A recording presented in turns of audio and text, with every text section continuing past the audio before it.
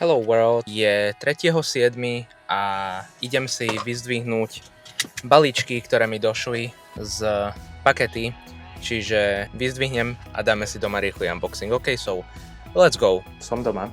Balíčky máme tu. Ideme si to rozbaliť. Máme z Bookbotu, ako som včera spomínal, prvú knižku, ktorá došla z Vinted, mám tiež už tu. Tu som dokonca aj začal čítať, nakoľko som bol very excited about her. Dostal som sa zatiaľ po 20. stranu, ale so far so good. Toto je tá, o ktorej som včera hovoril, že je to v podstate about cheating death. This is she. Ďalej, tu máme teda zasielku z Bookbotu, ktorú si ideme otvoriť. Her zabalená. Máme tu nejaké propagačné materiály.